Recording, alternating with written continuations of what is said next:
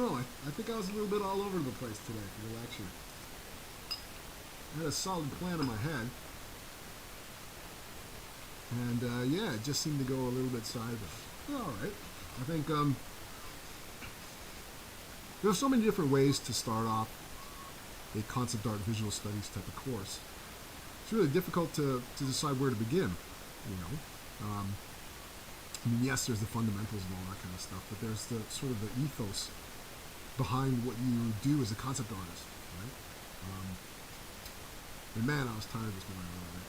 But I think the second, after I went off for a 10-minute break to grab my Cintiq and connect it all back up again, I think the second half went a little bit better.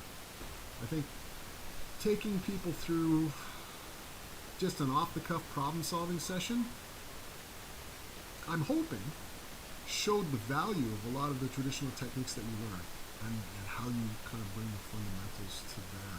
I was lucky. Again, I was winging the whole evil cardinal thing, but I actually had a pretty decent day. You can have bad drawing days. I've had many lectures where I've had a bad drawing day, but occasionally it works out okay.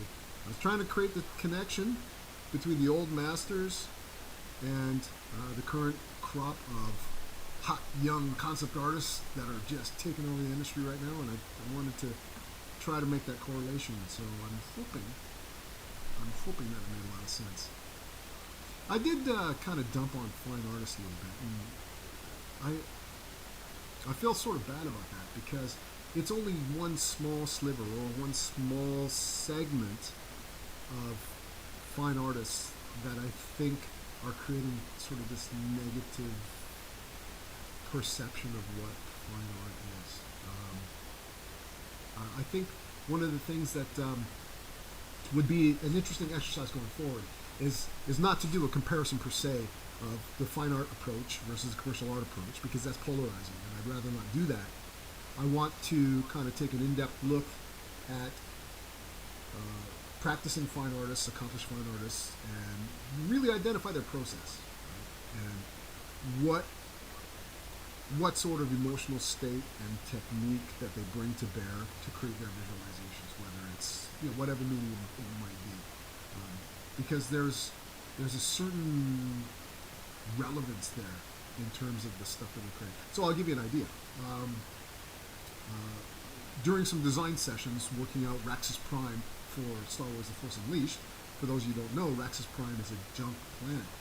Well, we took a look at Tracy Emin and a lot of that type, and Damien Hirst, and you know, that sort of approach to found. I don't know if I'm referring it to correctly, but found object type art, for lack of a better way to describe it, which is interesting in and of itself. I mean, people make fun of the unmade bed, but well, the one thing that was fascinating about that was it caught a mood in a particular point in the artist's life and a particular state of mind. And that's something that when we were designing the junk planet, we tried to replicate in terms of prop placement and things like that. Hey, how's it going? I'm just doing a sort of a wrap-up from today's visual studies session. And I don't think it went the way that I wanted it to. So I'm just sort of talking about my opinions on fine art and the old masters and things like that, and how it applies to concept art, because it absolutely does. We venture into a dangerous mistake when we ignore the progress of artists past and not being able to learn from the things that they learned the hard way and being able to adapt it into our own processes. So I'll give you an example, right? So when photography was invented, there was a great amount of debate in terms of whether photography or portrait photography would replace classical painting. And it seems laughable now, but back in the day, traditional painters felt very threatened by photographers. That photography would be a medium that would eliminate painters. And how ridiculous is that?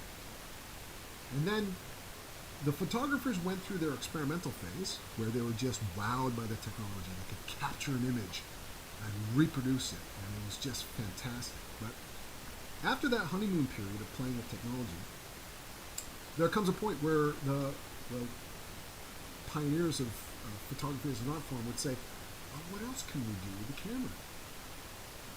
That is the point where true art begins to emerge, right?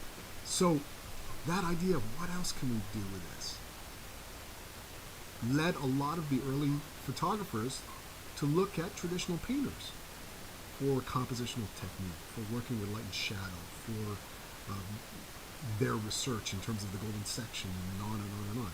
Right? So photography began to evolve, built on what a lot of the traditional painters learned in the past. Along comes cinematography, the kinetoscope and all that kind of stuff, Thomas Edison and yada yada yada, and motion pictures.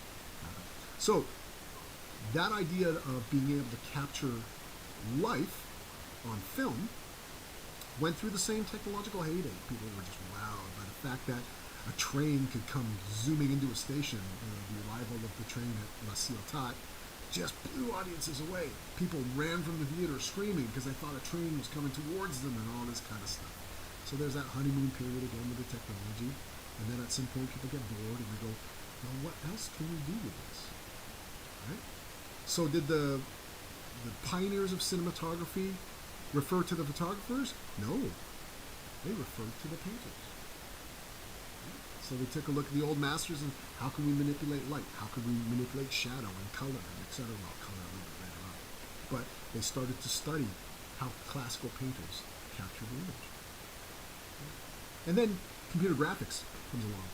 And again, we have that heyday, which I was part of. I grew up in, where it's like, wow, we can recreate. Wow, look at us recreate the skin shader. It looks phenomenal. Wow, look at us recreate this or that in terms of CG. Final gathering lighting. Holy cow, that looks amazing. Global illumination, accurately replicating real-world light, and et cetera, et cetera. Right? But yeah, there's that heyday period. Right? So, at some point, people thought, well, how can we create art with computer graphics? We all know about John Lasseter and Ed Catmull, those pioneers who took computer graphics to another level in terms of creating art. And again, did they look at the cinematographers? Did they look at the photographers? No, they went to the painters. Right? So that is how much our understanding of visual creativity rests on the shoulders of these giants. Right? So, and I was part of the process where we'd be creating real-time CG or offline rendered techniques, and a lot of times, what CG artists would do is they would investigate cinematographers. So that was sort of the first experimental phase. But then after a while, people started to realize photographers went to painters, cinematographers went to painters. Let's go to painters and see how they did their thing. Right? So, and it's not necessarily. I'm not necessarily saying that that's the point.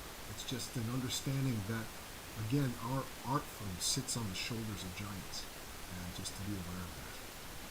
So, if I did come across in my earlier stream as coming down pretty hard on fine artists, I kind of apologize because that is not my intent, and that's not how I view the discipline of fine art. Commercial art, on the other hand, that's my love, that's my passion, right? And this, what I said before about finding universal truths and communicating them out to as large an audience as I possibly can is something that is govern the way I approach concept art, previs, animation, game development, all that kind of stuff. Shot design, all of that is flavored with being able to create an emotional impact in as many people as I can. Oh, there we go. Blabbed on enough. I feel like a ham radio operator. So I'm going to sit back here and I'm going to enjoy my bowl of cereal, and I will talk to you guys later.